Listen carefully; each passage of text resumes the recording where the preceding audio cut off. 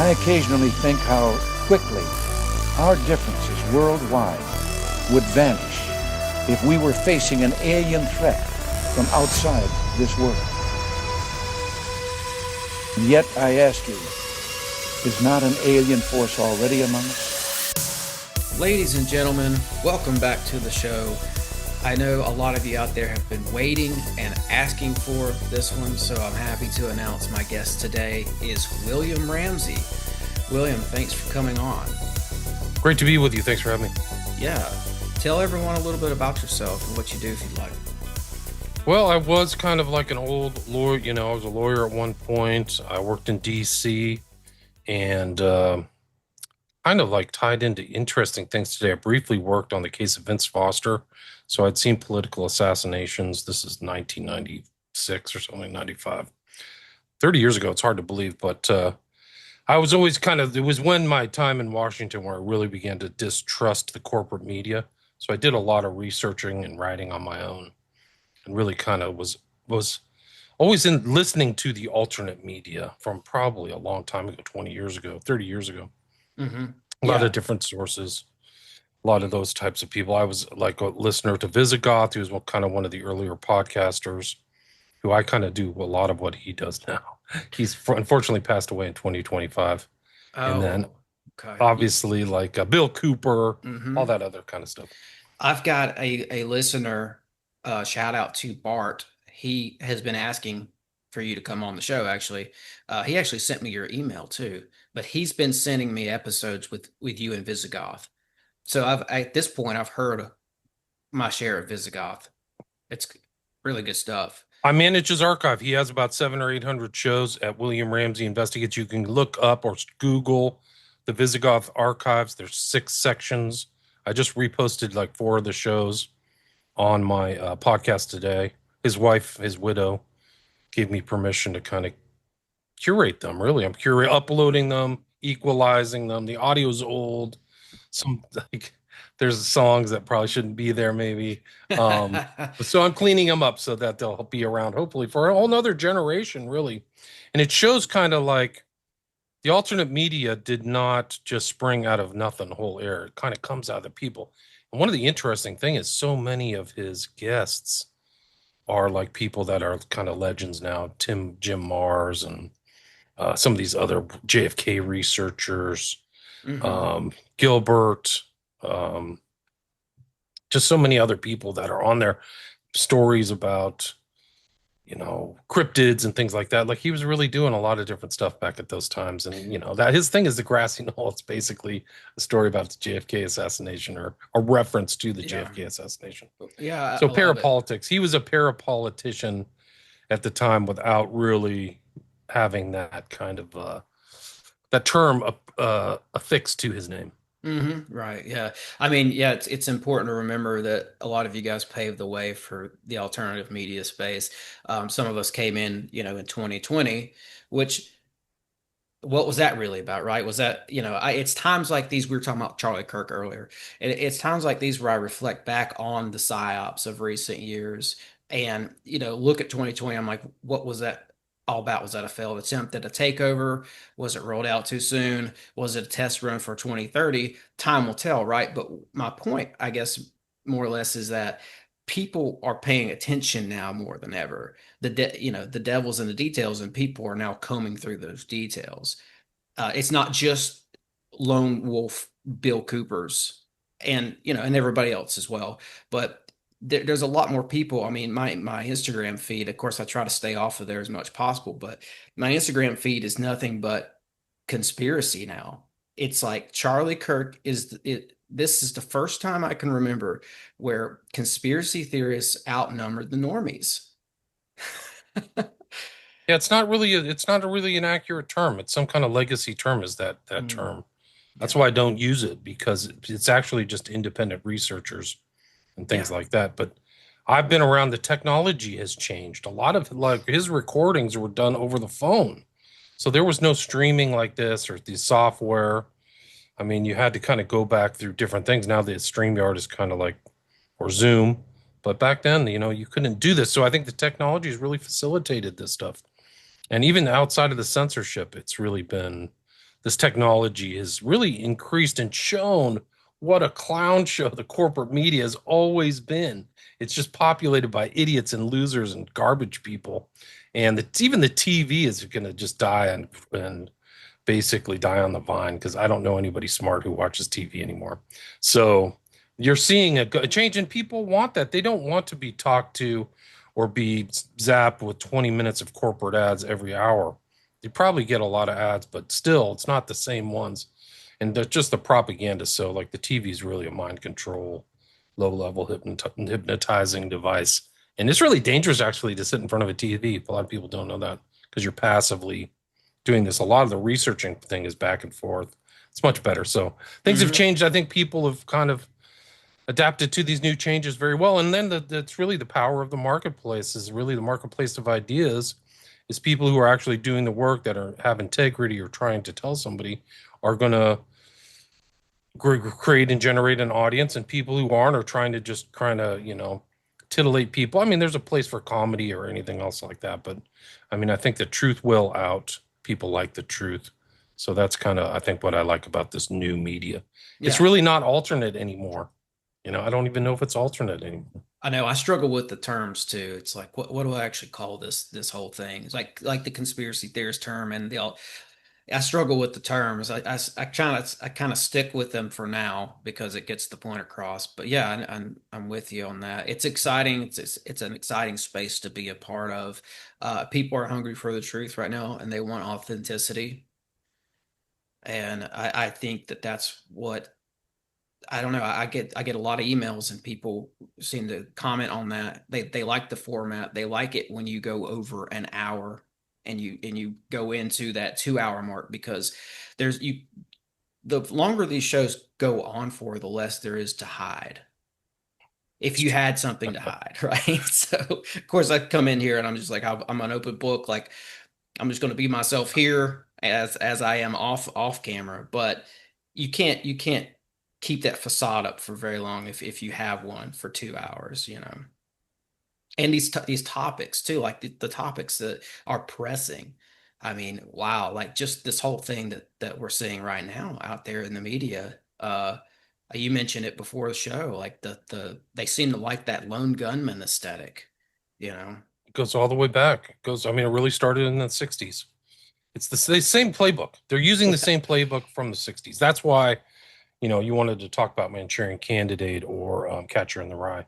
Hmm. They're not that inventive. They have a preset agenda, a preset kind of blueprint, and they carried it out and they put it on the public. The reason is the public has believed it, and I don't think that the public's primed for a lot of stuff now. They're different. They're different informed, and so when Trump kind of goes, "There's no Epstein files," or "We're fully transparent," they know he's lying. Yes. They know Yes. the Epstein stuff is real and that there is, and that means that we know that Kash Patel, the head of the FBI, is a liar too. I can fairly call him a liar too. He says there was no victims of Epstein. It's complete hogwash because there's been $800 million in payouts. You can look at Ryan Dawson's stuff. I mean, that's kind of his specialty, is Epstein. And like, there's a list of hundreds of millions of dollars. Where are those going? They're going to people who weren't victims. Give me a break. He's deliberately lying. So that's where Yeah. we're at. What's Those are our political leaders. Yeah, and then they have these tremendous gaffes. Like, what he's up there saying, "I'll see you in Valhalla." What is he Doesn't talking make about? sense. Who knows? These aren't the best and the brightest. Trump has a bunch of guys around him who will do what he says. That's really because last time in his last administration, he had a bunch of people who played all kinds of games with him. So, I mean, he chose loyalty over, I think, intelligence and skill. So, that's the Yeah. way it is. But he won. But yeah, And like, he picked a lot of like people that that were eyed by the libertarians, or some of us who don't claim a party anymore. There was a handful of people that we were like, oh, they're kind of like the good politicians, like Tulsi Gabbard or RFK when he's talking about vaccines. It's like there's this middle space there between the parties of this growing group of people who seem to want a third party. I'm one of them. And then we got kind of turned on to some of these other personalities who seem to walk that line as well. And Trump seemed to go out and pick those people. I think it was strategic. Yeah, I think you're right. I think you're Mhm. right. I mean, I think that I don't know if any other politician's been put through the ringer as much as he's been. Like they arrested him and like tried to sue him and take his property. So it was pretty rough. Yeah. He didn't deserve it for whatever his shortcomings are. I think he's obviously in the Epstein files. The new stuff that came out, the birthday thank book about Epstein was from 2003. He names Trump as one of his best friends, and they're always trying to push Trump's like friendship with Epstein back to the 90s or 80s, but he's still one of his best friends 20 years ago. I would guess there's a couple things in those files, two or three major things. That's why they just cannot, or they feel like they cannot release them. And I do feel like there's more to the Trump Epstein relationship. Oh yeah, I I think so. don't know that he was involved with, underage minors and all that, but they they were talking about something in all that old footage. They knew each other. They were talking about something. There was a Yeah, there's relationship. yeah, there's a relationship there. I mean, there's pictures of Epstein at Mar-a-Lago, and Right. Epstein has networked with very dark, very intel people. I mean, Yeah. Ehud Barak and his Ghislaine's dad is like a full-on Mossad superhero, really. I mean, the guy's amazing. I don't think he's good or bad, but like Robert Maxwell, his real name is it's a Western name he adopted. He's actually had like three personas or something like that, but his real name was Abraham Souls or something like that. I can't Oh, remember it's what it just was. rather Yeah, he Jewish. has a very totally Jewish last name. Like Yeah. he survived World War II. Like this guy, like his whole family was wiped out. Like it Hmm. was very dark. Like dark stuff happened to him. That sounds like intelligence to me. Sounds like a number one intelligence personality. Oh, the thing is that he was super smart intel kind of guy where he had relationships with MI6, the KGB, and the CIA. So he's like playing the intel game, super spy stuff. I think there's that. That's one of the book. Martin Dillon is like the death of a super spy. He was really a super spy, brilliant Hmm. guy, real piece of real jerk, and personally a jerk. He like looted a pension fund for hundreds of like millions of quid or what is it? The British coin or whatever. Like he just Hmm. did horrible stuff. But he was involved in exporting Jewish people from Russia to Israel. So that was kind of like facilitating the return of the Jews. He also ran a publishing house, and the MI6 said they gave him the money to start Pergamon Press. So he's kind of controlling a lot of scientific publications and keeping an eye on them too. Like all these scientific publications are coming across his desk, and like legions, like thousands and thousands and thousands of stuff. Back when that was more important, and then he was involved in the nuclear program affair. I forgot the name of the guy, but like he was involved in getting him arrested. He was kind of a Jewish whistleblower against what they were doing in the Negev desert, which Hmm. still isn't acknowledged. So he was involved in all kinds of stuff. And his Yeah. daughter is like a super. He did, Jeffrey Epstein is just the front. He's not that smart. You can just see his birthday book. He's resolutely middle class or lower middle class. He's from that background. His buddies are driving taxis and stuff. It's Well, Ghislaine who's the smart one. Yeah, she went to yeah. I could see that Maxwell family bringing Epstein into the whole Mossad milieu in the first place. And like something I thought about something when you're talking there. You're talking about how Maxwell was the super spy, and I agree with that. And he's even a triple agent, right? He's Oh, he's definitely a quadruple agent. He's quadruple definitely a agent. quadruple agent. Well, Yeah. I thought about Oswald when you said that, because how did Oswald had all these Russian ties, and how was he going back and forth in the Soviet Union anyway? Like he was clearly, I would say Oswald was at least a double agent, right? And I think He was involved in different things at a very low level. He was way over his head. But okay. I think he was a CIA agent and involved in the FBI. The whole Fair Play for Cuba thing, if he infiltrated that was a COINTELPRO, co-intelligent program. but it was run by the FBI. It was run by Hoover.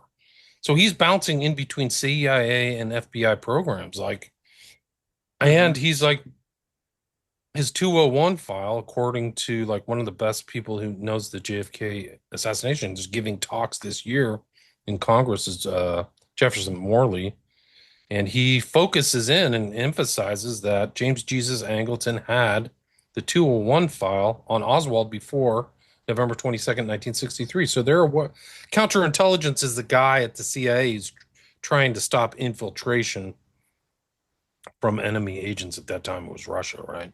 So he's got this thing on Oswald. They let Oswald back in the country.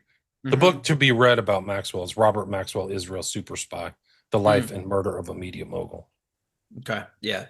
Well, the more I look into this sort of thing and the JFK assassination with the likes of Oswald and Guthrie and all those, um, Guy Bannister, I should say, it's like, yeah, were they low level? Were they in super deep? I don't know, like the status, but they seem to have these cross intelligence agency um, connections, like you mentioned You there. can, it's in, if you watch Oliver Stone's JFK, I always use these kind of films as backdrops. People watch the films and they know what's going on. They don't really read as much anymore. But the intro to that film is basically Bannister, an ex FBI guy who's all over Intel, his secret society stuff. And that's what he was like worried about, this guy Martin. They were really, what Garrison was trying to do is establish a personal relationship and or nexus between Bannister, Ferry, Shaw, and Oswald.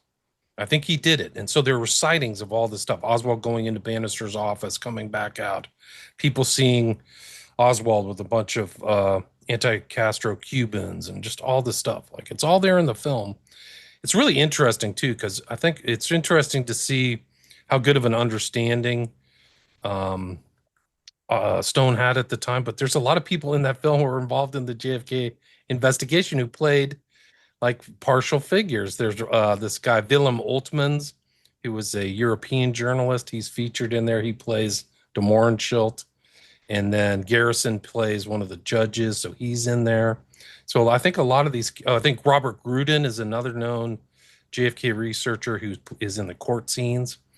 So it's almost like Oliver. So it's not portrayed to the public as how important these guys are. And William Oltmans, according to a book, Oltmans was a gay dude who was like a lover of de Mohrenschildt, who was bisexual.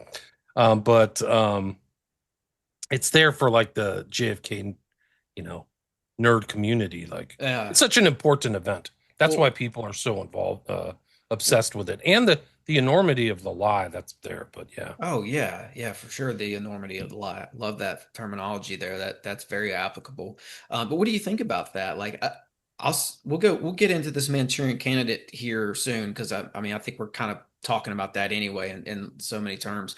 But like, what do you think about the Oliver Stone film? Is that something to be taken at face value? Think so. I think it's an introduction. Mm, People could criticize it like they're leaving out this fact or it's not emphasizing this, but I don't think that's his gist. I think his gist was to counteract the narrative that Oswald was a lone nut and that there was a larger, broader conspiracy, and this is why. And that's why they had the very kind of end speech with Costner.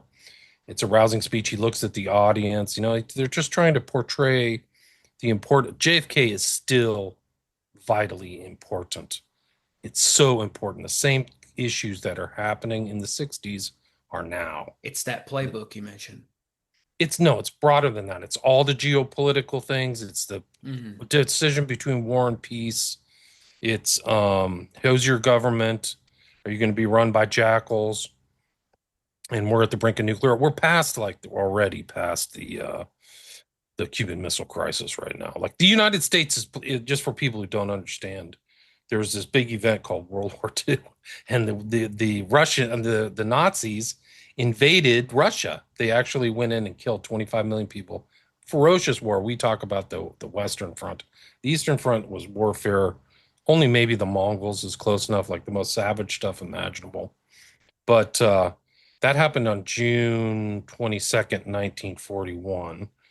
And now the US empire is actually in the role of the Nazis. We are the bad guys.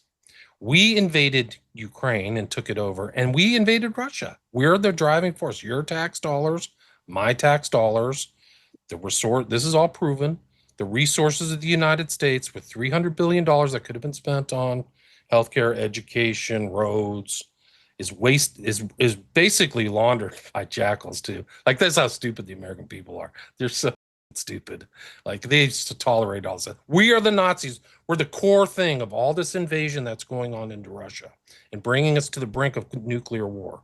We're past the Cuban Missile Crisis. JFK is everything.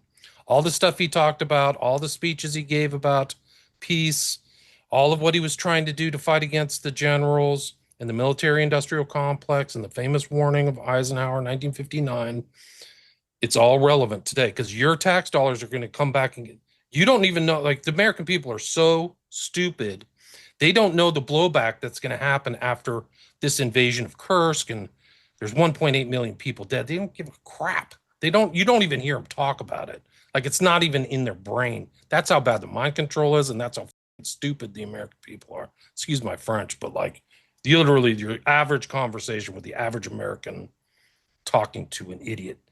They don't understand all these things. That's why JFK is important. The lone nut, this Kirk situation. Are you going to be run by jackals? Or are you going to run people who want to be righteous and have peace and a civilization? And it's an open question. Now, the question is no, because people haven't really done anything. So I would say that the karmic consequences for the Nazis and the German people were extraordinary. They were invaded, partitioned. There's ferocious wars. People were put in concentration camps. So the consequences of the US's involvement in the war against Russia, we don't know, but it's going to be a reverberate tectonic plate shift. Already, these other countries have decided we're the bad guys, which we are. We're the bad guys, and they're going to unite together. So Russia, China, India, Brazil, the BRICS nations, and they're going to move against a way. So this quality of life that we've lived, because everybody can use the U.S. dollar, it's slowly gonna like pull back from the surface. So JFK is everything. It's not just the movie. It's not just the assassination. It's all of the issues that went into what was surrounding JFK and led to his death. And after that, after he died, there was a massive war. There was a war in Southeast Asia. It wasn't just Vietnam. We called it the Vietnam War. 2 million people died because the jackals took power, took your tax dollars, took your people. They all went crazy, 50,000 dead. And the consequences were disastrous. So people need to keep it in their constant awareness. That's why you can't really watch TV, is because it's slop and it's just garbage for the stupid people. Really, that's all it is. Yeah, and you're talking about wars and the correlation with the shootings, and from where I'm sitting and from where I'm at with the research I've done, these shootings seem to be deep state ops. They seem to contract them out to keep the blood off their hands. And I imagine some of that goes back to policy shifts. They see the country's going one way and they want to redirect and implement policy. And they have a big event, a public shooting like the ones we've been seeing. And like we said earlier, they seem to really like that lone gunman aesthetic. Seems to be the preference. And I would argue this is all interlinked with the wars. Like this goes back to Franz No Ferdinand question. and the genesis of World War One. Later, now you get Oswald, Permindex, uh, and really before Oswald, right before Oswald, you have the Nazis, right? World War II. And when I looked into that, I found at least three post-war secret groups that focused on espionage and other various social engineering endeavors. This group of global assassin, it's a spy network. They would just contract work out, like Reinhard Gehlen started one of those. And then Dulles meets Gehlen after the war. Then you see MK Ultra start in 1953. And I think personally, my opinion here, I'll segue us into Manchurian Candidate. Personally, my opinion here is that 1953, 1954, the Eisenhower administration and the Dulles brothers come in and they just set up the world. They set up the state of affairs. and that JFK would walk into, right? These programs had been running for nearly a decade at the moment JFK was killed. So you've got the post-World War II world of government and shadow government being set up by Dulles in collaboration with Nazis. And in many ways, it's the Dulles brothers world that you see exposed, in my opinion, in this Manchurian Candidate movie. I'd love to hear that's my opinion, but I'm excited to hear yours on that.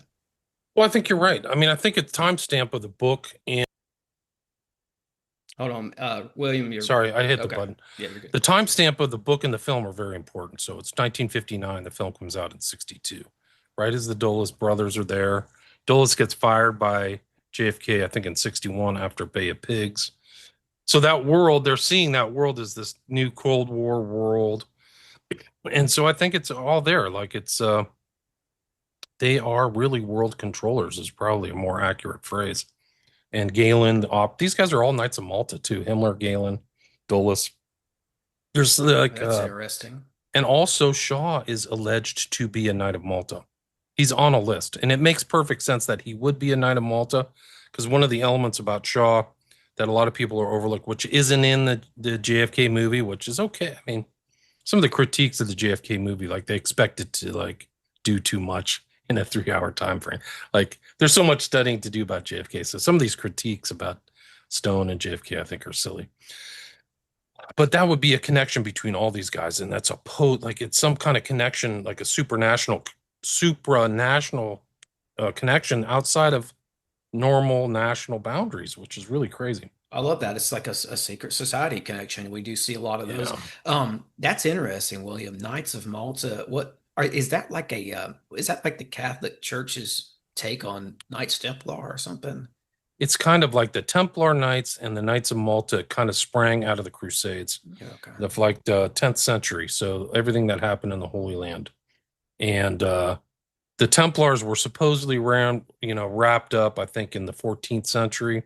They got too powerful. They were really the first original kind of international bankers. You could take a writ from one Templar place to another without transporting gold and drop it off and get gold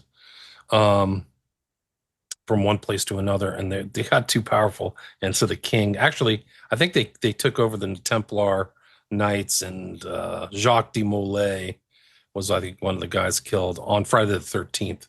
I think that's why the date is, yeah. So that's why the Friday the 13th became a day of infamy. But the Knights Templar survived. They actually, no, the Knights supposedly like in a different incarnation later, but the Knights Malta have always been around.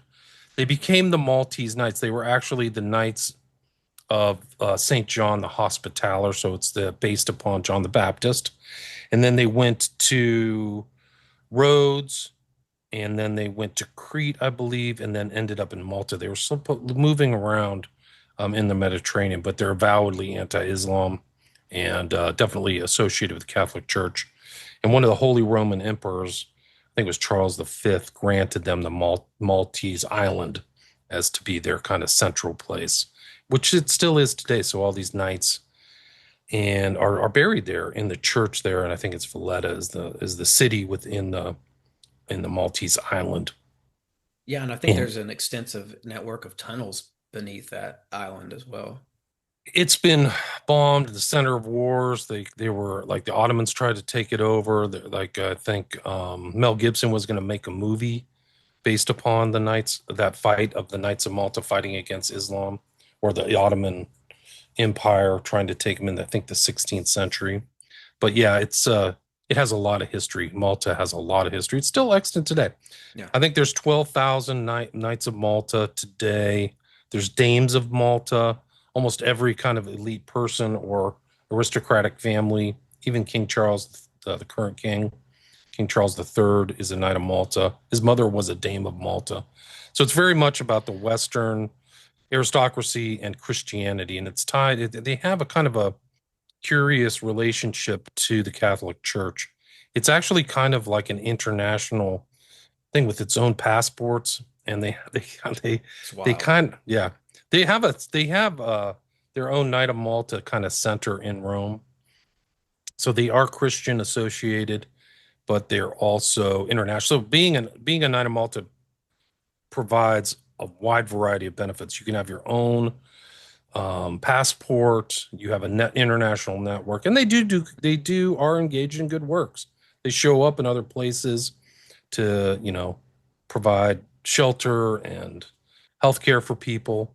But it's also there's a lot of very powerful people who were involved in this. I mean, just like the Yeah. Dulles brothers, and I mean, the list is just goes on and on. You have John Roberts, who's the head of the Supreme Court as a Knight of Malta.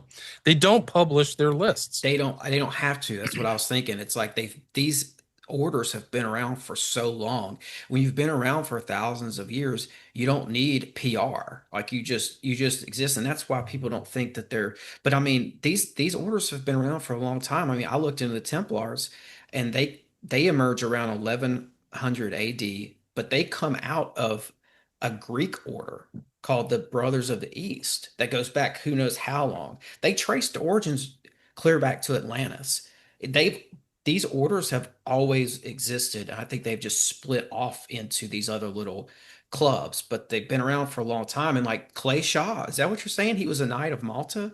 He's rumored to be a Knight of Malta. The He's on a Permindex list. guy. He's in Permindex and Knights of Malta. That's It makes significant. perfect sense. It makes perfect sense. These are known facts. He worked as an aide-de-camp for a big-time general during World War II. His name was Thrasher, and he was awarded like these orders from France, from Holland, from England. So these kind of military orders, he was the beneficiary of it. He was considered to be a very effective person. And there's pictures of him. Like I can bring up these pictures. Like he's in his military thing, so he has a military connection, like so many of these other people, to World War II. Basically, he was a Thrasher was responsible for getting all of the resources and military things for Operation Overlord, which was the invasion of northern France in June of 1944. Yeah. So he was involved in a very important element of that war.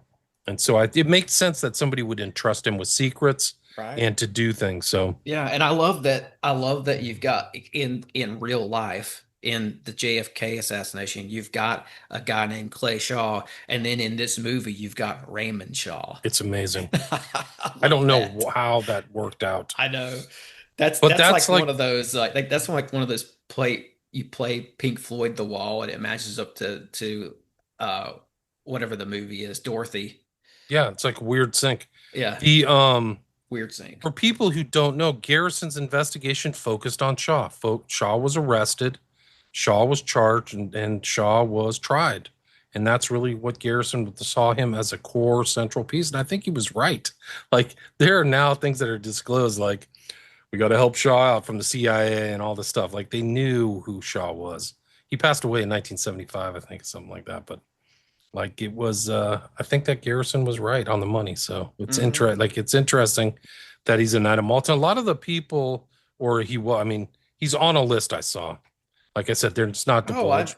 I wouldn't be surprised. Yeah, no, I I would be wouldn't either. surprised. Every time I turn around, I'm finding out that all these guys that are involved in some type of way to big moments in our history, in our nation's history, all the guys hanging around in the shadows or even behind the podiums are usually involved with some sort of an order, be it the Masons or the Templars. I mean, there's a lot of people out there who are Templars that we just don't realize it. Like Washington, Jefferson, those guys were actually Knights Templars. I'm not surprised. Yeah. Yeah, I think that that's really, if you look back at human societies, being in a secret group is so important to your political affairs, your political viability, and your connections. And it's just like almost every society had some kind of secret group that guided people. I mean, it's not just in the West. They just have secret groups that The there's an Cherokee. internal cadre. Yeah, whatever. I Hmm. mean, it's just really incredible. Whether the priest class or the Aztecs, or it's Yes. always that way. And then there's always that kind of us and them mentality, which is why the last 400 years in the UK, every prime minister has been a Mason. Yeah. I'm In not addition to shocked. who else, to what else they're up to. Like, I don't Hmm. even know. A lot of these guys are in multiple orders. I mean, that's what I found when I started looking into the origins of the Nazi Party. I looked into the Thule Society and all those guys. It was created by two guys. Thule was Walter Neuhaus and Rudolf von Sabotendorf. Collectively, Sabotendorf and Neuhaus were in about 12 other secret society occult orders. Yeah. It's like, yeah, it's like how who knows how many other orders these guys are in. That's what the Nazi Party was born out of, by the way, folks. An amalgamation of, I'll just call them occult orders because that's what Yeah. they cared about was alchemy and the seven sciences and the and all matters of all things occult. Yeah. They were kind of in conflict with the Christian conservatives.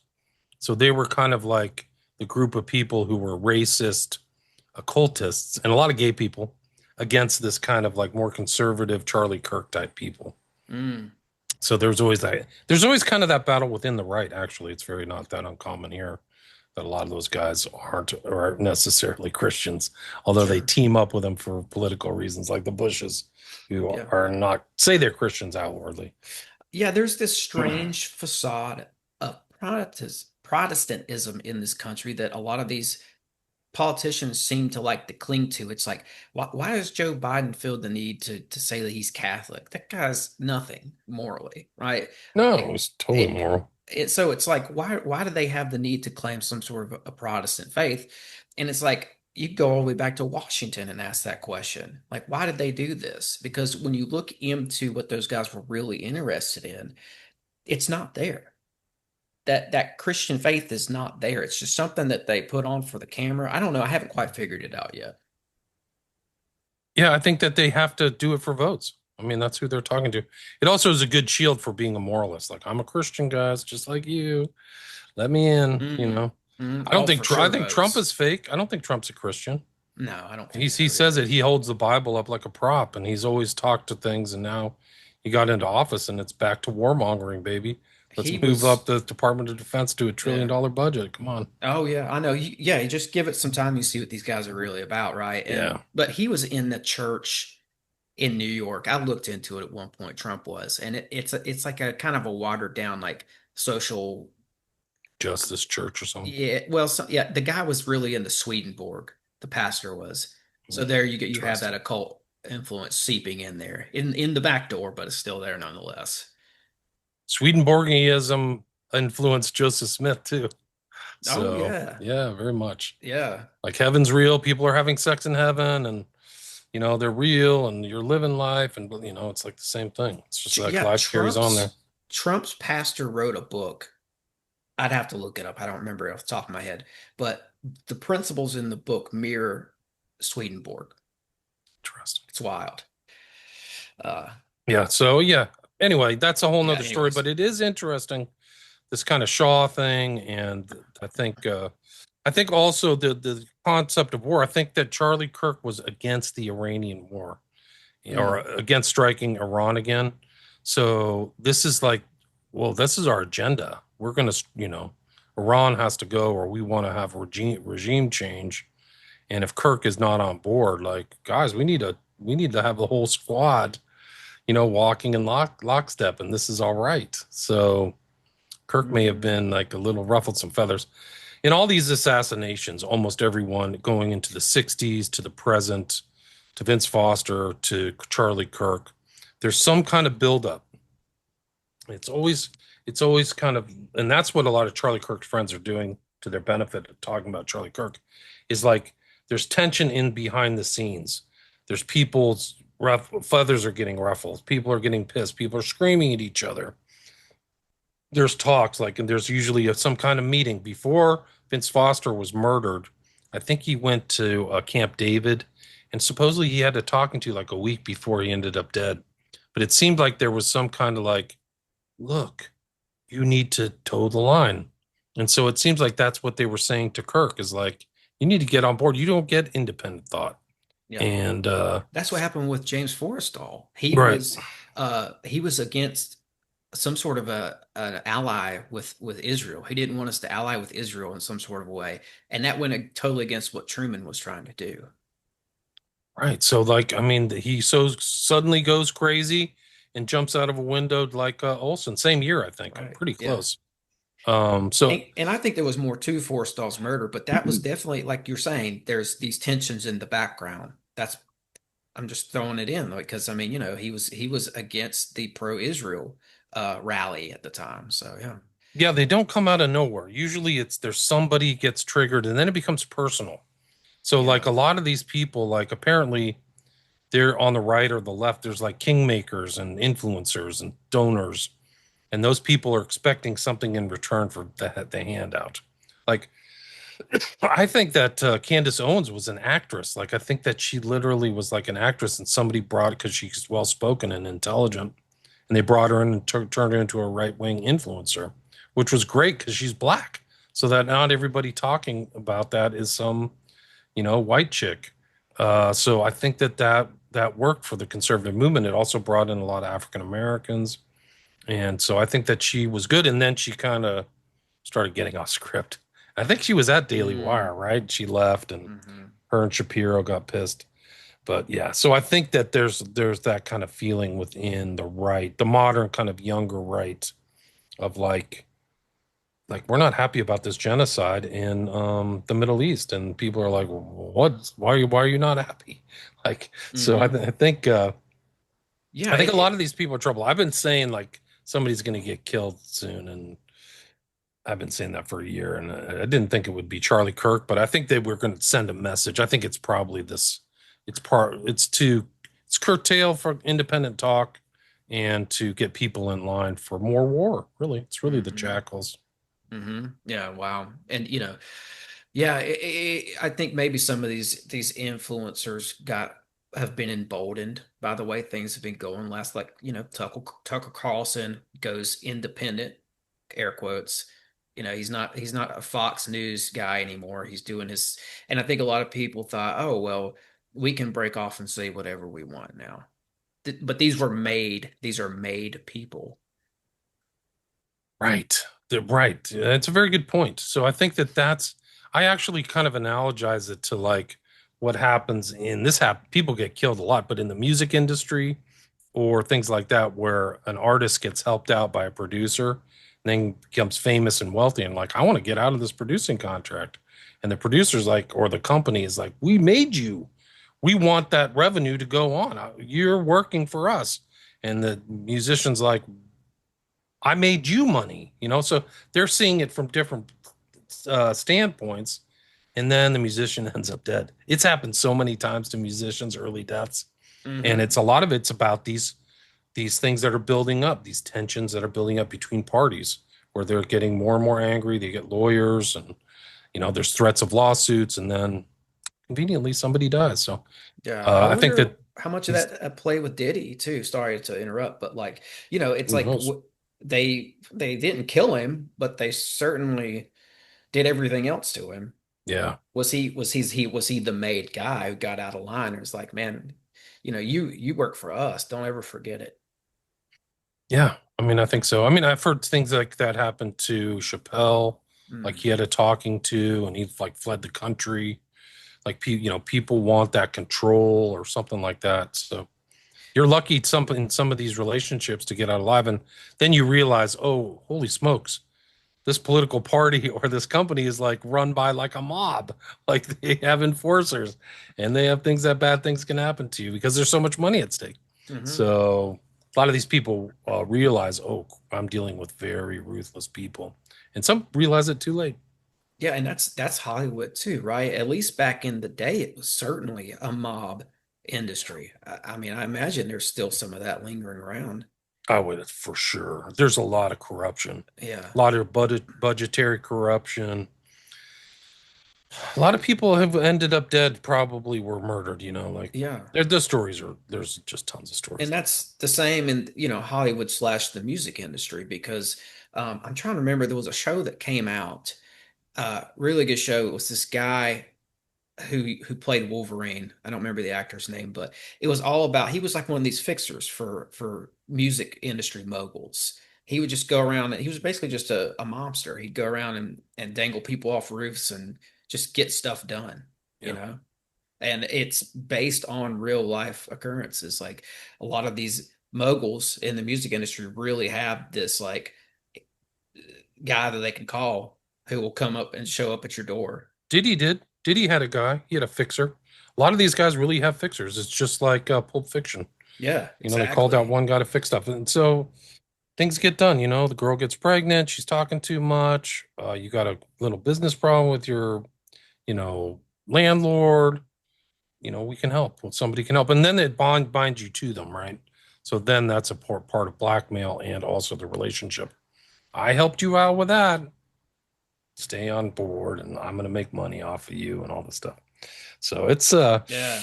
it can be pretty rough out there, yeah. Yeah. So, and I think a lot of these politicians are brought up like that too. Like I think Bill Clinton and Kamala Harris and The Dulles some brothers. Dulles brothers are definitely foot soldiers for the Rockefeller, elite Easterners, those guys. I mean, they were elites themselves, very They were. smart, quite capable people, but they were working for, Sullivan and Cromwell, and Well, their what grandpa was a senator and their uncle was I think also so, yeah. some sort of Taft, something like that. yeah, yeah. Yeah, some relationship to Taft, but they were both very well educated. I think they both went to Princeton. Hmm. They're They would go to DC when they were young and spend time with that uncle or set. grandfather that was a Yeah, senator. They said I read one book where it said that they would literally winter in DC or summer in DC, interesting. one of the two. They would go for a big chunk of the year and just sit around the dining room table and listen to these guys politic. They were wolves brought up in the system. They're amazing people. I'm not making a moral judgment. Like I think Dulles was like almost like a kingpin level type person, like a Sure. really super intelligent guy, and they were ruthless, man. Like his nickname is the Shark. Like that's not a nickname you want. Like holy smokes, it's not. Yeah, you But it makes me think about Sinatra too, where it's like the origin story, if I'm remembering correctly, is that Sinatra's mom had some sort of a speakeasy tavern where they featured music, and that's kind of how he would get up and entertain the guests and sing when he was really young. But the place was like filled with mobsters. So he grew mobsters. up he grew up in that environment, and later we see him being the liaison between the mob and the JFK administration and other things as well. And I just, that's I was thinking about that when I was watching this because I watched this movie. I knew you were coming on, so I was like, I'm watching this Manchurian Candidate movie, the 1962 one for people out there listening, because I had seen the Denzel Washington, but I went back and watched this old one with Sinatra, and wow, I mean, it blew my mind. I mean, by God, I watched that movie, and I was blown away that they even put it out, which I know they waited till the 80s, but still, what a movie. It feels like a message. It's like 1984 in my mind. It's like I tell people all the time on my show, like, go get you a copy of 1984, read it, and just be on the lookout. Be aware, like that. Our future might be uh, presented in that book, so just be aware of it. I think I'm gonna have to start telling people to go out and watch this movie, William, because I got that same sort of a feeling from it, like it was meaningful. They should read the book too. Condon gets kind of overseen in this. Like the movie's brilliant. There's great actors. Angela Lansbury's incredible. But some of the stuff that's in that movie are direct quotes from the book. Like I don't think that Axelrod, who's the screenwriter, he didn't have to work very hard. He could just cut and paste or do whatever. Condon was brilliant, man. He didn't. Mm. He's kind of a lost writer, unfortunately, but he had a great frame of reference, classical allusions, great vocabulary, a lot of occult numerology in the film and the book. And the film did come out in 62. It was taken off the shelves or taken out of distribution after the JFK assassination. And Oh, then did it they wasn't, release it for a little yeah, time? yeah, Oh, it was released wow. in 62. It wasn't very, very popular. It did okay at the box office, but they, Well, they just the took it. fact that they put it out is something. Yeah, they were afraid. They were afraid that they were going to get in trouble, seen as like an anti-Russian film and all this Mm. other stuff. I don't think they knew what was going to happen a year later, but it rhymes with the Kennedy assassination. There's absolutely no question about it. No question. And all the information in there, like they had a very The guy's name was William Joseph Bryan. He's friends with Sinatra. He's friends with F. Lee Bailey. He's friends with Melvin Belli. He's friends with a lot of like celebrities in Hollywood, and he's the consultant behind the scenes. And I think he put in a lot of his visual uh, indicators. He's a brilliant guy, totally dark, evil person too. But I think he put in a lot of his stuff into that visual element of the film of what happens to people who are induced into hypnotism and what else. So And I was going to ask you about that, about what do we know about this author? Because, I mean, when I say I think this film was a message, what I'm really saying is I think that I got the feeling that there was stuff being leaked in this movie. And I thought about it where it's like, so the movie comes out in 62, it's based on the book. The book comes out in 1959. So I'm assuming that maybe the book was written in 58, 57, and then MK Ultra comes out in 1953. And it's like, did he know something about MK Ultra in that small amount of time?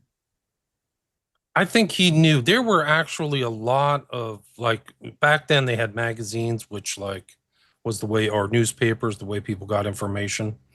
And there were a lot of magazines, modern men's magazines, that covered the topic of communist mind control and a lot of the stuff that Mhm. happened in MK Ultra.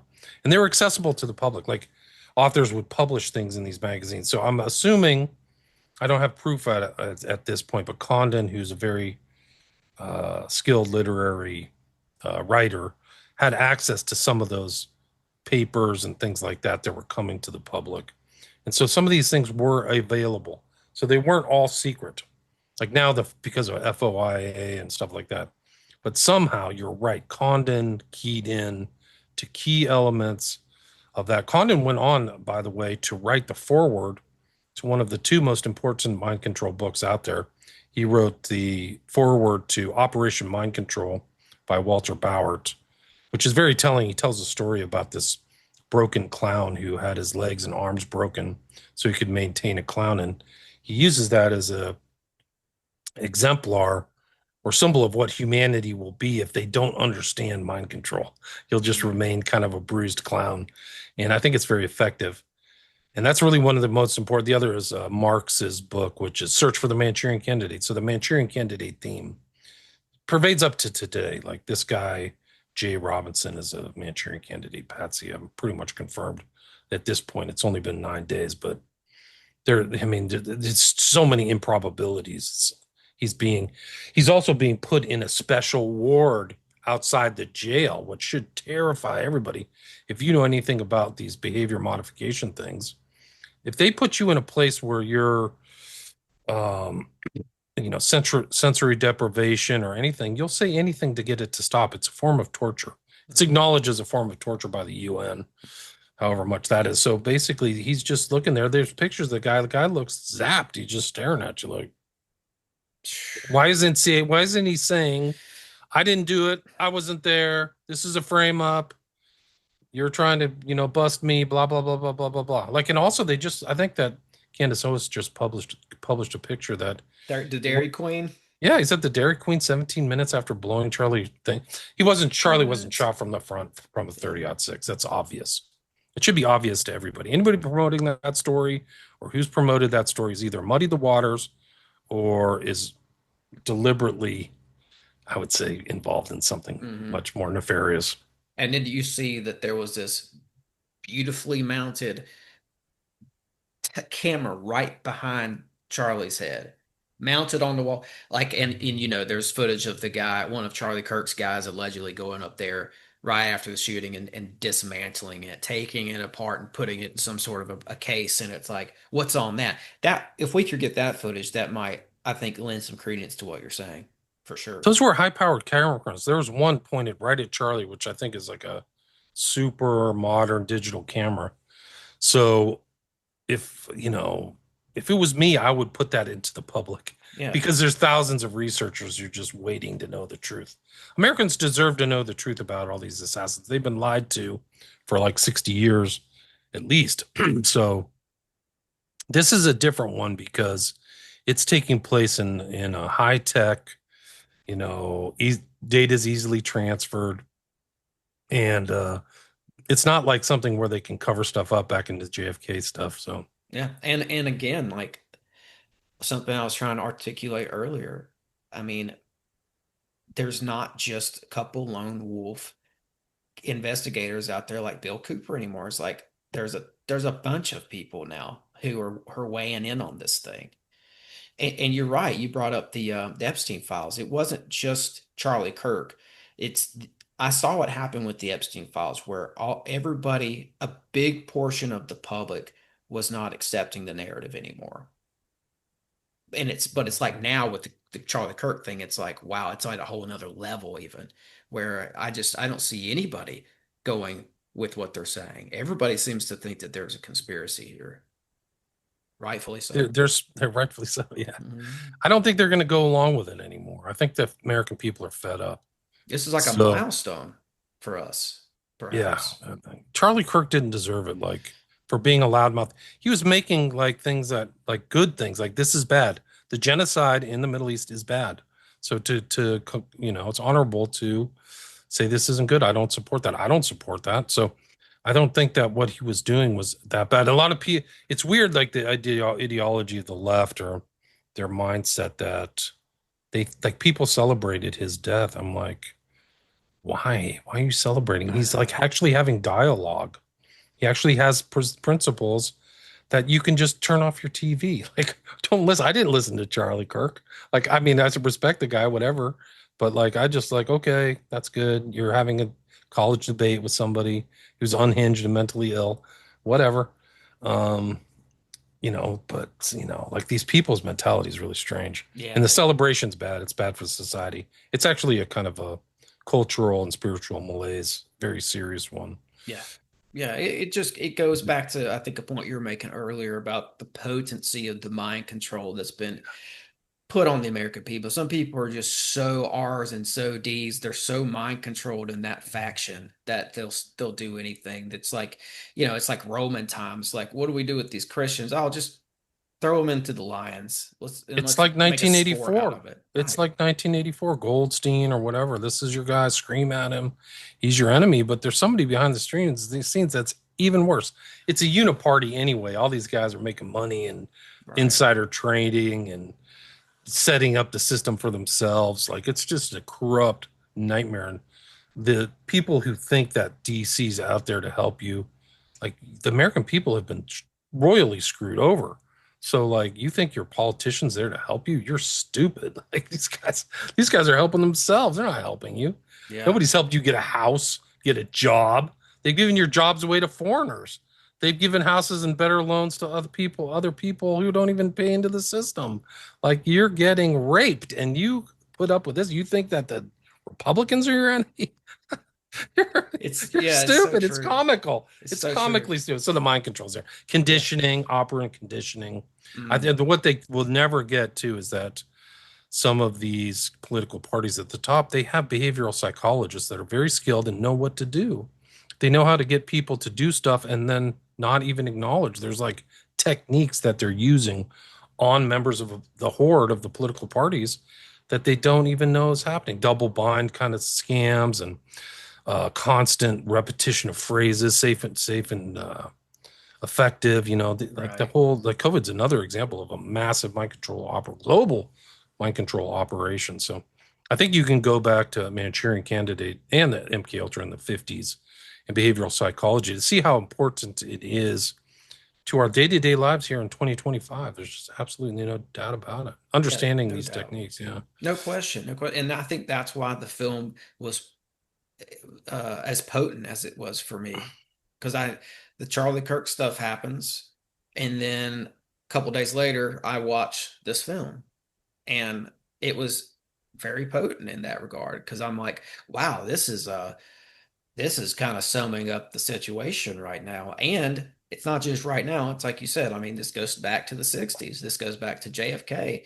You said the film rhymes with the JFK thing, and I agree, especially in the latter part of the film where they show the guy going in and sort of scouting out the location where the political rally is going to be, and he's looking for where am I going to set up with my gun, and it's just as I'm watching it, I'm thinking, wow, this is so spot on that somebody, Charlie Kirk.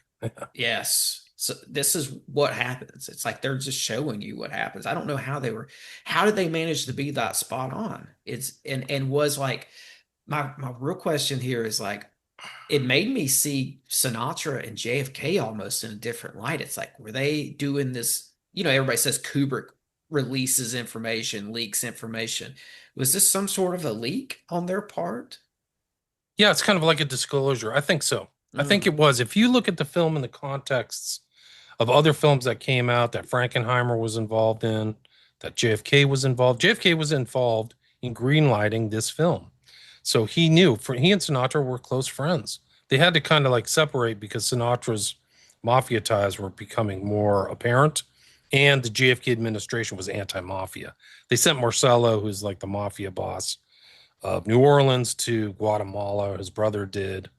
It's kind of it's like a backstabbing thing too, because their dad was kind of mob connected in his own way, and the mob helped him get elected, according to like other historians in Chicago. So this was kind of like one of their, they alienated a lot of their support. So it's not surprising that they were targets of assassination. But the the the book, JFK was a, he liked to read. He read a lot of spy novels, and this, he had read Condon's book. And Sinatra was at Hyannisport, the kind of family compound for the Kennedys, and they decided that they were going to make it. And so Sinatra, close friends of Kennedy, gets the okay greenlit out of LA by some executive Kennedy knows. They apportion $2.2 million for it and start shooting it. They get Frankenheimer, who has TV experience, to be the director. And then they film it. It gets released in 62. And then Frankenheimer goes over to direct another film that JFK is involved in called 7 Days in May, which is about a military coup in the United States. And the title refers to the 7 days that the coup is taking place. And it's in my slides, but basically JFK was involved in making that. This is also kind of a disclosure. This is what he was going through. It was like he was having all these conflicts with intel people and military people. And he actually went to Hyannisport one weekend so Frankenheimer could shoot on the White House grounds. There's actually scenes of Kirk Douglas on the White House grounds, being, shot in this film, this fictional film, which actually comes closer to reality because the military is also involved in the JFK coup. It's not just intel people. There's a lot of people involved. It was almost like, I think that Garrison uses the death of Julius Caesar as an exemplar, where they're all involved. They're all involved in the killing of him. They all dip their blood to share right. guilt. And I think that all these guys did the kind of same thing. Yeah, yeah, because So, yeah, when you, or at least in my situation, my experience when I researched JFK and the assassination and all the surrounding figures, like I just kept there was a convergence of many different worlds there, whether it be the mob or the aerospace or the military or politicians and the different factions of politicians. It just seems like everybody, big oil, there's everybody, there's all, everybody. it just shows the interest of how many powerful factions there are involved in politics. There's an underground faction mob. There's the military industrial complex, kind of like a mob. There's the intel people. There's the military people. There's, big business is involved. So there's so many things that are happening. When the spigot goes off, like after JFK dies, they go back to Vietnam. It's right there in JFK movie. Like they just turned on the spigot so that the tax dollars go to this war and all these people who are involved. Johnson was a major shareholder in one of these companies, and when he died, he was worth like $250 million because he was making money from the Vietnam War. Like that's how corrupt he was. So they knew a lot of these assassinations. They know who they're putting in place, and you see that in a very creepy way with Kirk, because after he got done, people are like, guys, they didn't even wait till he was buried. Not until Kirk was buried. He literally said, we're going to do the same thing, but they're probably going to do the same thing without anything anti-critical of Israel or anything anti-war with Iran or anything that questions the military industrial complex. So you see the same thing. Whether MLK, they got rid of MLK, Jesse Jackson comes in. RFK is probably the front runner, the most charismatic guy. Way too dangerous to let into political power in any way, shape, or form. Nixon becomes president.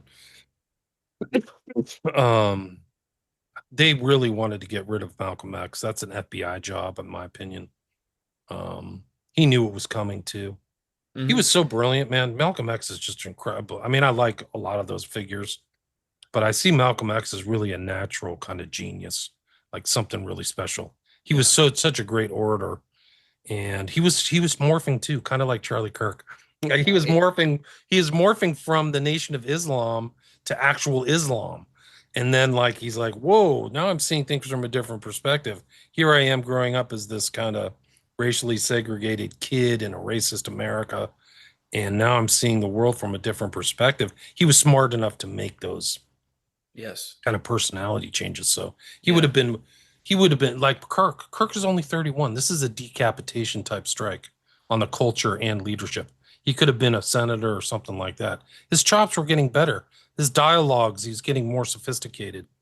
And much like Malcolm X, they couldn't have him around for another 20 to 30 years. And that was an Sad, assassination. I'm not laughing, That was like an assassination season, right? Going back to Malcolm X and MLK, because they killed JFK, they killed Kennedy's brother, then they killed.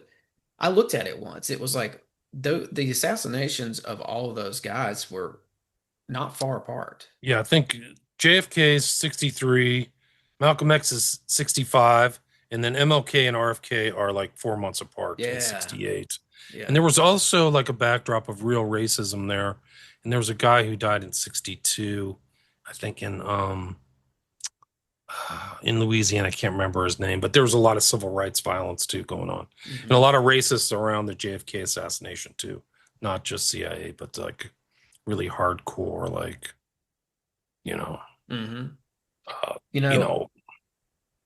I was, thinking about this film too, and just what if this was them putting out some information on the activities of CIA and the Dulles brothers and even that Eisenhower administration who that perpetrate a lot of things that we've been talking about, like they would have these CIA wars that would help their stock money, help their stock in United Fruit, and all that sort of thing. They had private wars going on that helped line their pockets. And it's real fascism. Like it's actually real fascism. It's actual, And then behind the scenes, you've got the MK Ultra program running. It starts around, 53, I guess. And then this movie comes out and it's like, was this JFK's weird type of way of exposing the Dulles? I think so. I thought maybe not directly to Dulles, but I think that it's hard to fathom or imagine that he didn't have access to some of those secret documents. We know he looked at the Northwoods document, which has been released, which is this crazy plot and plan to like blame Cuba and blow up planes and stuff like that. But what else did he see that we may not know today, and which he couldn't disclose, like just through his office? So I'm thinking that he had to have at least a glimmer. I mean, he was in Washington for a while. He was like, I think he was a House of Representatives guy. He knew a lot. I mean, I think he won. It's kind of interesting because they kind of built a legend up. There was a ghost written book from him called Profiles in Courage that I think he won the Pulitzer for or something like that. So this is a knowledgeable guy, well-educated, Harvard. And it's hard for me to believe that in that kind of heady stew of the Korean War, and he was a World War II vet too, Pacific Theater. But I think it's hard for me to believe that he didn't have an understanding of some of this behavioral modification stuff and the information. Maybe that was like this is total speculation on my part, but maybe he knew some of these things that were happening that were bad, and that's another reason why he felt like he had to get rid of Dulles.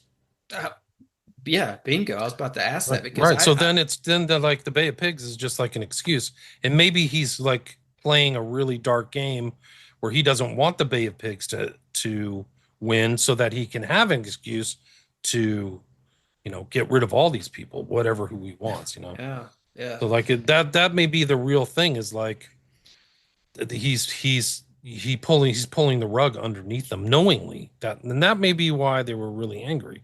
Like he's not just like, oh, I don't think it's a good idea. It's that he's doing it to subvert their careers and lives and stuff like that. Like Yeah, what the film portrays are activities that Dulles and Galen were involved with.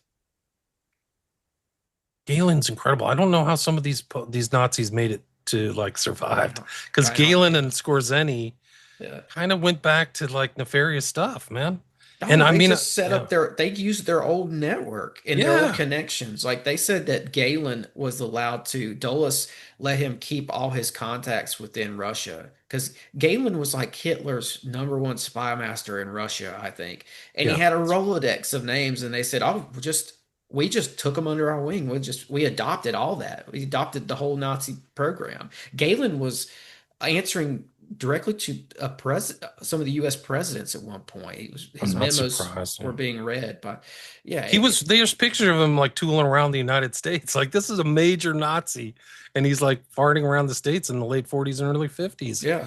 And like I think that there was even stories where like there's weird mixes of stories between Dulles, I mean, sorry, weird mixes of like money aggregations between I.G. Farben, the Dulles brothers, and Himmler. And the Germans knew they were going to lose. So they started offshoring a lot of their money. And so they just to keep it out of the hands of anybody. And apparently Dulles was involved in a lot of that. Like he was helping them. Hmm. And then, for a fee or something. And then when the war was over and the dust settled, all of a sudden Germany had this amazing renaissance. It's because all that money that was offshored in the billions and billions of dollars into companies in South America or Italy or somewhere else all got repatriated. And so that was kind of what they did to kind of rebuild Germany after the war. Yeah, those guys And were hiding, and sending Dulles is money involved in that. He's like right in the middle of all that for with sure. Galen. For sure. Yeah, the Nazis had deals worked out with the Americans before I the think end of so. the war. And yeah, the Germans were stashing money all over the place. Like Galen, one of the first things he did before he came over and turned himself into the Americans was he went up into the Alps and stashed a bunch of money and a bunch of files and stuff like that. Then I think he turned himself over, and we made like a little bit of a public display out of it at first and made it look like we were going to take him to jail. But what they did was they put him in the van and gave everybody the made it look like he was going to jail. But what they did was they took him to a tailor and got him a brand new suit made and said, now you're in, you work for us. There's no jail time, right? And but like you said, all that money was being sent everywhere. Dulles had his hands on a lot of this money. They had that Nazi guy who went down to South America, Martin He had a Bormann. lot. Yeah, a Yeah. lot of them. But Bormann Bormann. had like billions, they said.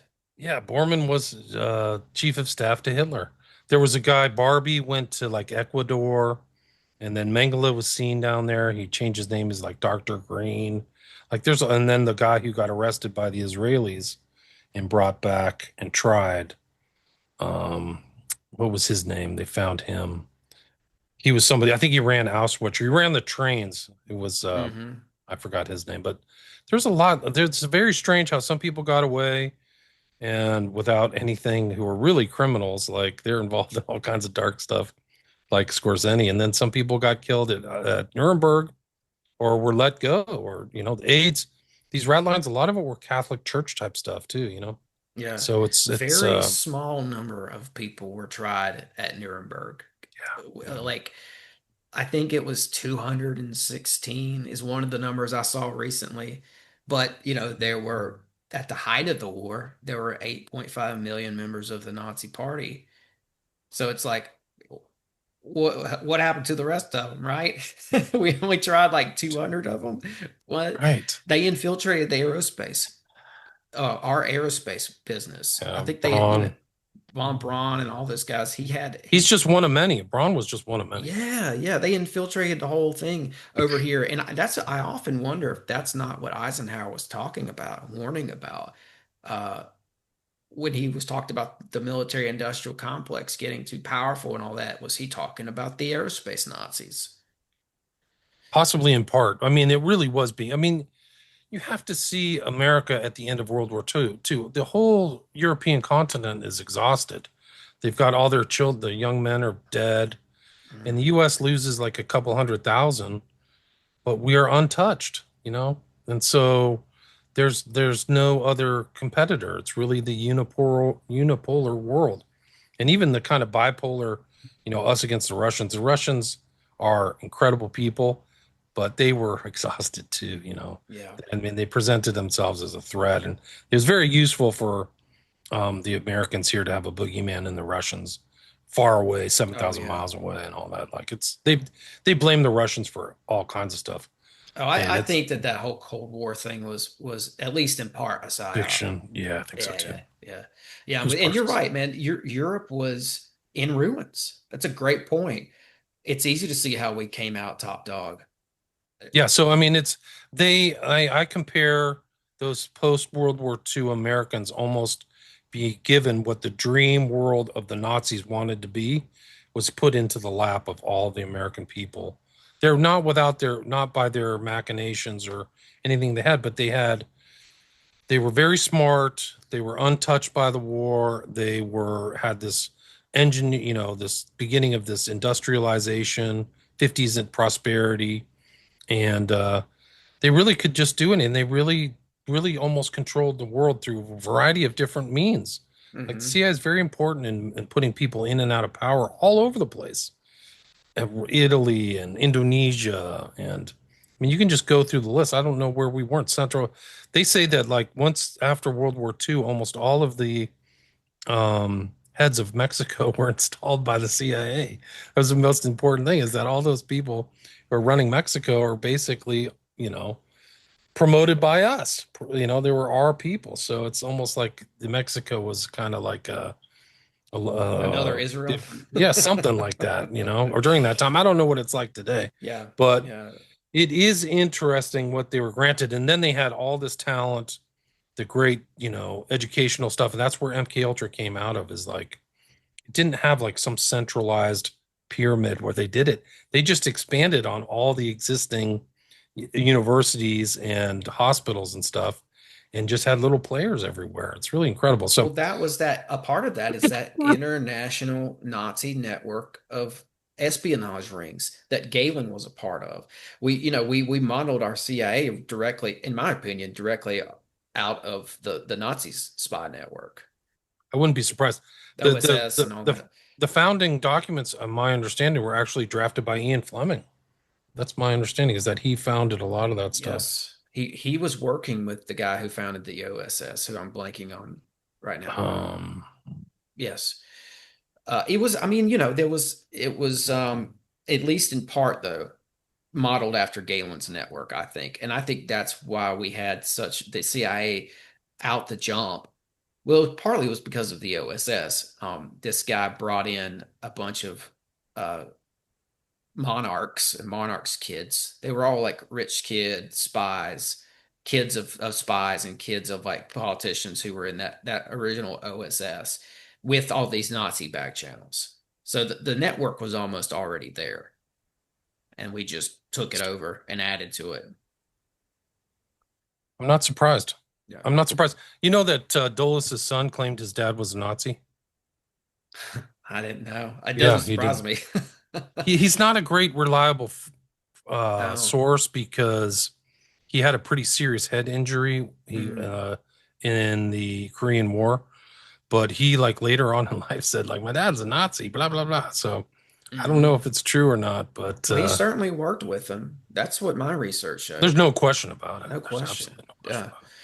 And you were talking about something with JFK. And too, I think like what we're talking about here is this is the world that JFK stepped into as president. This is Right? Yeah. a lot of what he had to deal with was this CIA milieu.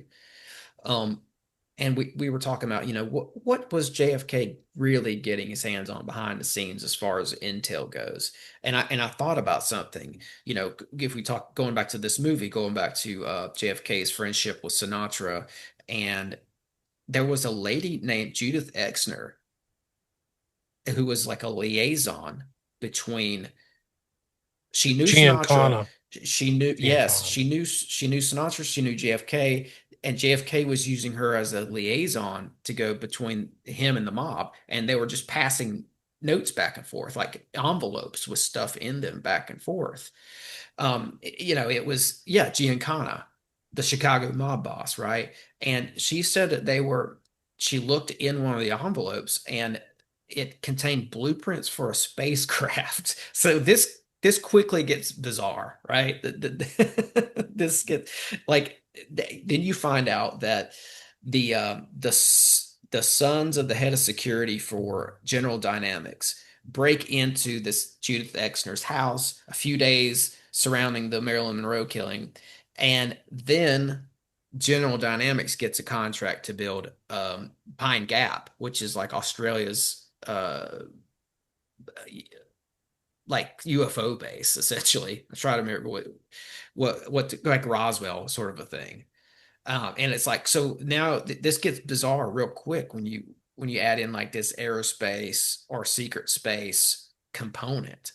It's like, why was JFK? I mean, I think JFK and Giancana were passing all sorts of intel back and forth, but just the fact that there's spacecraft in there, that's wild. That's wild. Bannister was involved in some UFO sighting in the 50s. Have you ever heard of that? Right. I've heard Yeah, that. so Yeah. so it was either Roswell or something else. I can't remember. They said that he lived right outside of Roswell. He lived in New Mexico, not far from Roswell, when the Roswell 1947 crash occurred, and he was put in charge of some sort of UFO investigation for the FBI. I So, mean, it's amazing.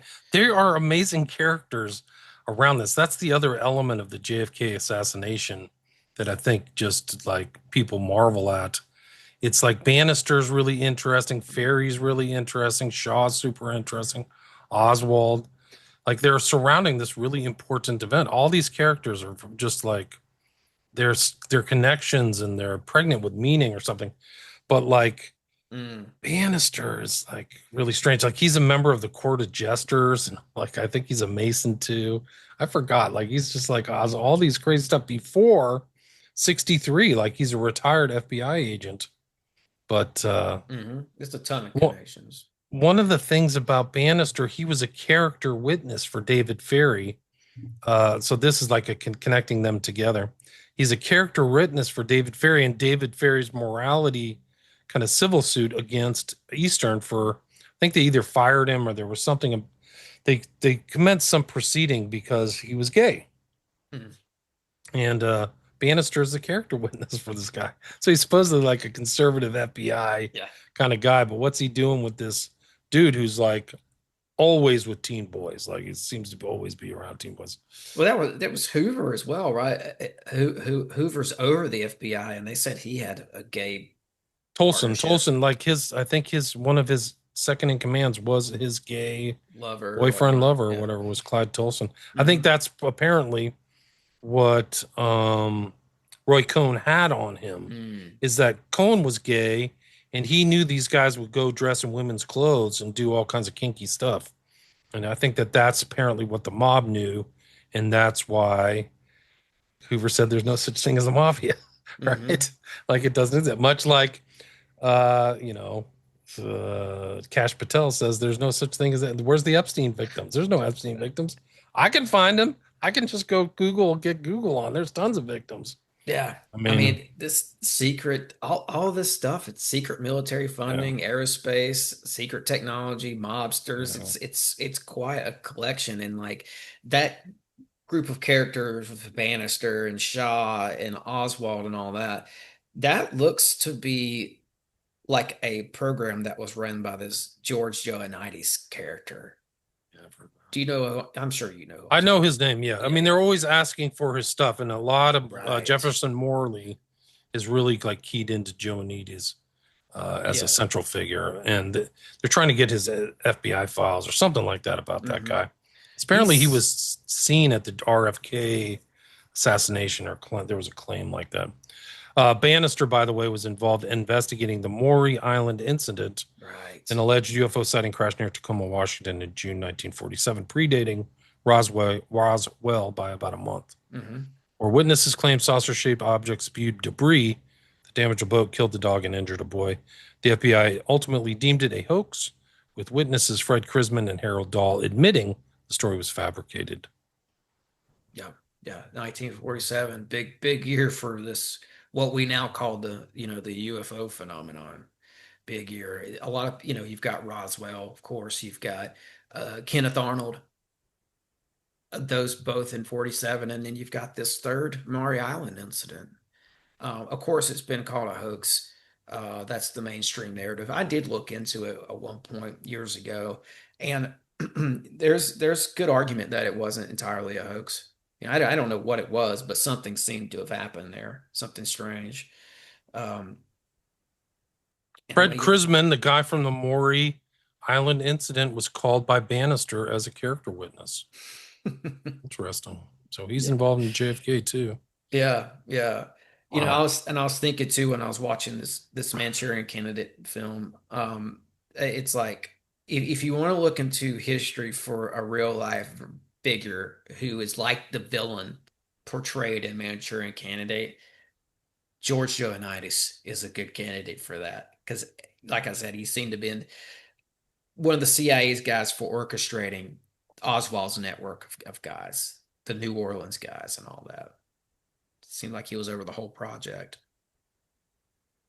I think it was like the JM Wave guys who were involved in the Bay of Pigs thing. They were involved in all that stuff. Hmm. I mean, I think I think he was there, and I think they all were involved. Yeah. They all I mean, it's like who isn't involved? It's like there's 100 people on site on November 22nd, 1963, to facilitate this thing. They all knew it's just a giant conspiracy. It's not like one guy. Right. Like Ferry's there the next day, seeing it like some skating rink in Houston, making calls on a payphone, and it's just so many people. George Bush Sr. I wasn't there.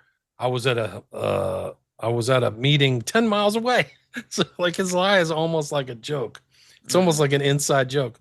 I wasn't there. I was just staying in Whiteford, which is 10 minutes outside of Dallas. Like it's just like all this stuff. Nixon has weird connections to it. It's just like they're all there. Johnson's on site. Yeah. He's like in the back. Yeah. And apparently, like there's like little details, but one of his long-term friends wasn't JFK, but it was the guy riding in the front with JFK. And there's a rumor, I don't know if it's true, maybe some JFK like scholar can let me know, but it's that he instructed his hitman Mac Wallace to kill like one of his former buddies. Wow. Who was the governor of Texas? It was I forgot his name, the guy in the hat. Yeah. And the magic button hit. But anyway, so it's like just Johnson couldn't help himself. Yeah, yeah, he's an interesting component with all this as well. I mean, it came out later that he had a hitman actually. Yeah, Mac Wallace. Payroll. His name is Yeah, Mac Wallace. yeah, that's it. Yeah, there were 7 dead people around him before the JFK assassination. He was under a lot of pressure, and a lot of things were coming out about him. So for him to like facilitate it, he was definitely a beneficiary because he didn't get busted. He went in clinically insane, almost like Macbeth. And they spent $1 million on psychiatrists to heal him, and it just wouldn't work. Like he was like tormented, like he was Saul or something, or just like demons, a demon possessed person. He was kind of a demon. So it's almost like the curse he blackmailed his way into VP. The Kennedy brothers didn't want him. They didn't choose him. It was blackmail. They said that the Kennedy brothers got a call and that they were somber for like the next 2 hours. And the call was, Johnson's your VP, so just deal with it. They said it just sucked you out of the room for those guys. Yeah, I mean, it's just just so many crazy stuff about him. He's got those oil and aerospace connections as well. And then there's another, I don't remember the details on this, but I read this. The guy that Kennedy was on his way to talk to. So he was doing the drive through Houston or Dallas. Was it Dallas? And the day he was shot, he was in Dallas, right? He was in Dallas, yeah. Yeah, so he does that, and the next thing on his schedule was to go talk to some guy who's an aerospace guy who probably knew about the UFO stuff as well. So yeah. But Interesting. when you look into these suspects, right, the characters, it's like it's almost as if they have a few of these guys ready to go, ready to take the fall. These There's no boom, gunmen. question. Yeah. There's no question because the same thing happened in Chicago. And I forgot his name now. I've done a show on it on William Ramsey Investigates, but they had a patsy, it seems like, and he had the same kind of background, military background, lone nut. He was in this thing. Hmm. JFK got warned off of Chicago. Somebody said, "Hey, something's happening in Chicago. Don't go there." And so he came up with an excuse where he was sick. And so then he traveled. I think they tried to get him in Miami too, is my understanding. So there was like the agenda was happening. Like it was like the years of the killing JFK were real. Like, and probably it's probably one of the more ruthless aspects of JFK is that they were trying to get him so that once they got him in a place where they could commit the act, he is like, there's no way he's coming out of this freaking triangulated kill shot alive. No way. Yeah, which is why they would have had multiple gunmen there to make sure they can. Make sure just the like job. Oliver Stone says, nothing could be left to chance, and they're right. Sure. Yeah. They had multiple Oswalds around. Like there was guys who had passports and stuff saying their name was Lee Harvey Oswald. There was one that famously like walked into a bank and shot the ceiling just so he could be arrested. That's not Oswald. His name is Nagel, Nagel. He's an interesting guy in himself. But they said he had identification that said Lee Harvey Oswald on him. I didn't know that. I didn't know that, and I'm not surprised. And I know he knew Oswald too. Mm-hmm. There's a really good book called "The Man Who Knew Too Much." It's about him. Yeah. And I forget the author. Like so many guys, like it's almost like blowing dust off the past because so many other great researchers and authors have been out there grinding books and putting them out, and they didn't have the technology like we have today.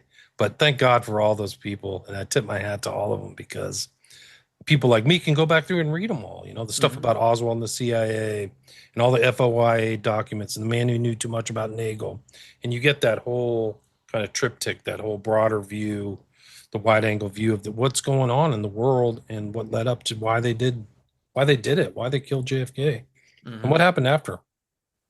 Yeah, because we're all living in this world that's been shaped by these events, by these political assassinations. And Charlie Kirk is literally 9 days ago. Right. Exactly. People should really go watch it. Did you have some slides that you wanted to show? I got to run. Okay, that's okay. Minutes, yeah. Until maybe next time. That's all right. I figured maybe we weren't going to do that, but I just wanted to ask just in case. I have tons of slides. I've got tons of videos. I got a whole slide thing on Oswald. Oh, cool. I mean, I've done a lot. I got like 40 hours now about all this stuff, so I got to compile it and put it out. Yeah. That's great. You got a couple words on Catcher in the Rye and close this thing out? Yeah, Catcher in the Rye. Where does this book come from? Why is it important? The lead character, Holden Caulfield, has no redeeming values, but it's been read by 65 million people. And then Hinckley and Chapman had an obsession with it for some reason. A lot of mysteries there, and it ties into this whole kind of assassination environment that we've been living with in America, or whatever you want to call it, collective psychic driving, years of lead, whatever, Gladio. But those two guys are really interesting in their own right. So it's that's it. You can watch my shows. I've done a lot of shows on Catcher in the Rye, Manchurian Candidate, William Ramsey Investigates. You can go to my Patreon. I have a lot of posts there. It's only $5 a month. You can watch all 5 of my documentaries. And, all my books are available on Amazon, or you can get them at my website, William Ramsey Investigates. Excellent. Thanks. I think you just nailed it all, right? You have anything else you need to point people towards? Okay. That's it. All right. Yeah, great conversation, William. I appreciate you coming on. Yeah, nice talking to you. You too. As always, break the mold, conquer the realm, and thanks for listening.